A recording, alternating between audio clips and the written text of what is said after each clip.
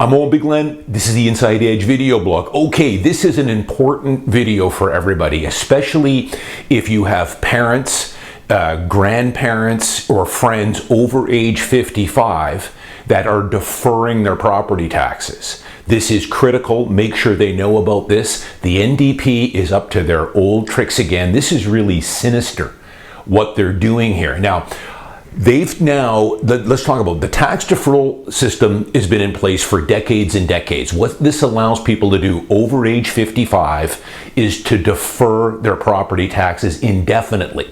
And then, of course, once they sell the property, that balance would be owed. It would be cleared from, deducted from the proceeds of the sale. So for the last, 4 decades or so, this has been at a very favorable rate for seniors, although they're classifying a senior as 55 or older, so I'm a senior. But the rate that they've given them has been favorable. It's been at prime minus 2%, so it's very good rate. They do that because, of course, they don't want seniors to have to sell their home to live on or to pay their property taxes. They want to be able to age in place, stay in the home, not be forced to sell their house because they can't pay the property taxes. So it allows seniors to stay in place, defer those taxes at a very favorable rate, prime minus 2%. So 2 months ago, with a little bit of fanfare here, the NDP the news reported kind of half the story, and I shot a video blog here about a month ago that I was going to post. I've been away the last month or so, down in Scottsdale, Arizona, just returned, but now I found even more unsettling news about this deferral system. So the new system was going to be, instead of prime minus 2, the NDP were going to raise it prime plus 2%. So that's a big jump. Prime minus 2 to prime plus 2. That's bad in itself. And I had a video that I had already shot about that of course is going to erode away at their equity a lot quicker when you go from minus 2 to plus 2. But of course, we don't have any choice, guys. As you know, I've done a bunch of blogs here this spring. We are in a very, very bad situation here in the province of BC right now. We are in unprecedented territory because of the NDP and the radical socialist David Eby. He has driven us into debt levels that are unprecedented. As a matter of fact, to service our debt now, our deficit in British Columbia, we're spending more to service the debt than we are on health care. It's crazy. Every year, even a couple times a year, our credit rating keeps getting downgraded. We just had, I think, our 5th or 6th credit downgrade, which of course increases our interest payments that we have to pay on the debt. We are in serious trouble. So the NDP has run out of rope here now. They are looking for any way they can to try and boost revenues, more taxes. And now they're going after senior citizens in the province. So here's my point. It was bad enough to go from prime minus 2 to prime plus 2 on the deferral. But a viewer of mine sent me a news clip from Global News. You could probably go onto YouTube and find it. Global News did an investigation on this, and that's only half of it. The sinister part of this is how they calculate this deferral. So in the past, prime minus 2, the interest was calculated on an annual basis. The NDP now has gone prime plus 2, but it's calculated or compounded the interest on a monthly basis. So get a look at this, thanks to Global News doing this investigation here. It's calculated differently now. So it used to be compounded yearly, now it's compounded monthly. So for example, in the past, being it compounded yearly, if you deferred your property taxes for 17 years, a senior citizen deferred the taxes for 17 years, by the time they sold that home, they only would have lost 7% of their equity because it was prime minus 2 but compounded annually.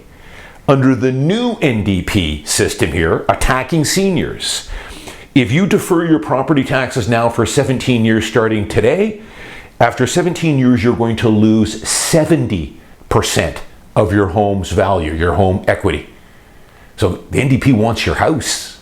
They want grandma's house in your parents' house now. That's what we've turned to now. They're going to take out 70%. They're going to lose to that interest payments thanks to the NDP's new change here. And if interest rates go up, of course, they will lose far more than the same. After about 20 years, if they defer those taxes, your parents are going to be out of their home because the interest that's been compounding is now worth more than what the entire equity of the house is worth, the paid off house.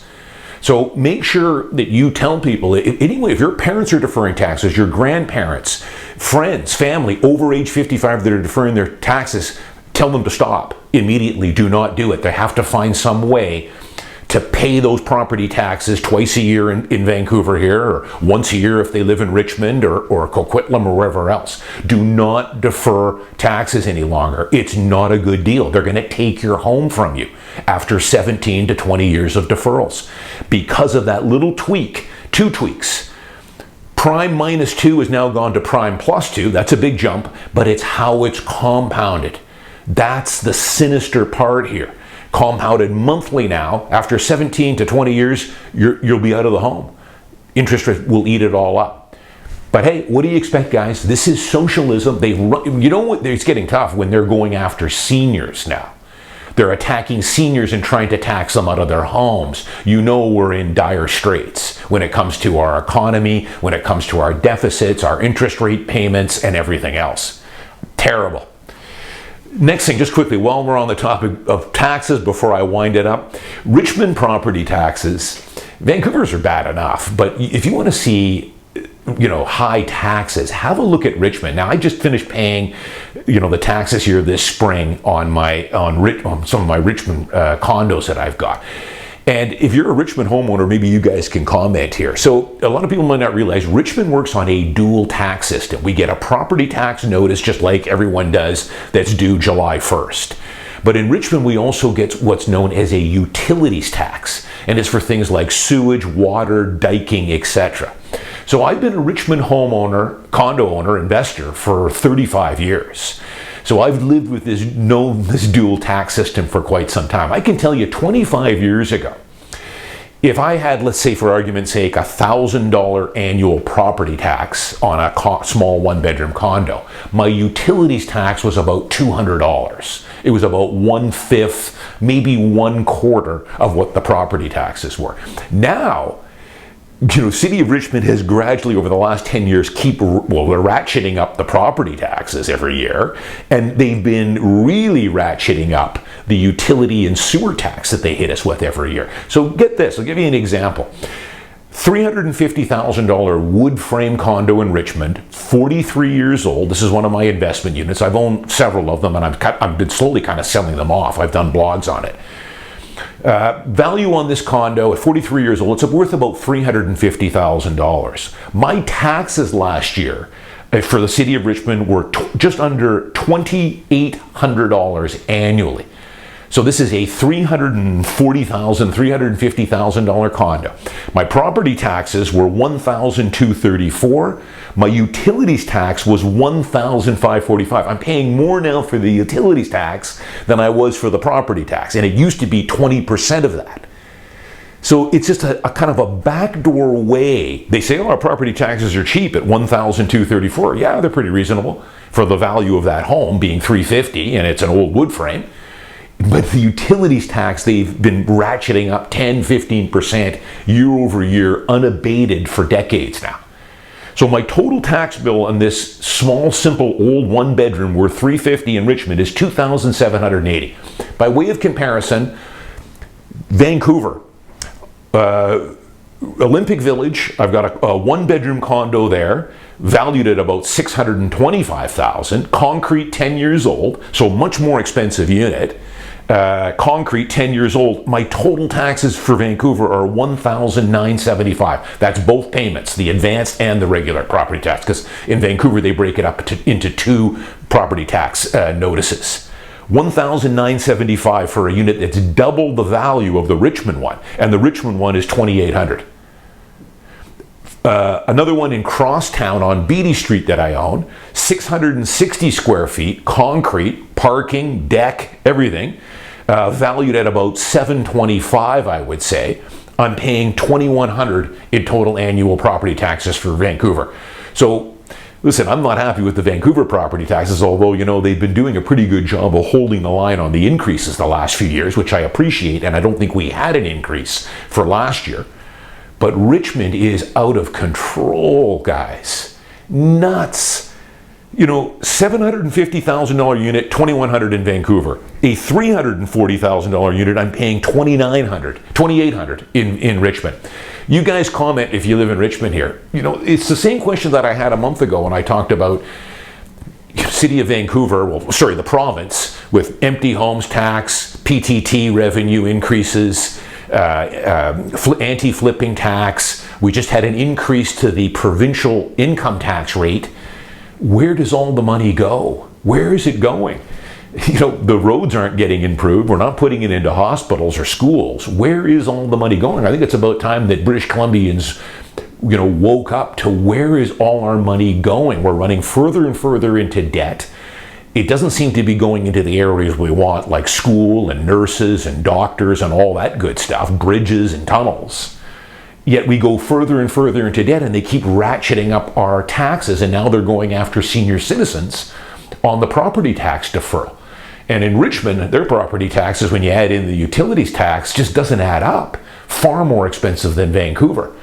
So I'll wait for your comments. You guys can talk about this till I'm blue in the face about taxes and we're paying too much, but where does the money go? If you know someone, your parents, your grandparents, anyone over age 55 that is currently deferring their property taxes through the province, let them know about this. Stop doing it. Do whatever you have to do. You'd be better off borrowing money, taking a home equity line of credit, whatever you have to do to pay those property taxes on time, and do not defer them. If you do, you're going to be out of your home in 17, 18, 19 years. If interest rates go up, they'll be out of that home even sooner. I'm Owen Bigland. Thanks for watching. See you next time.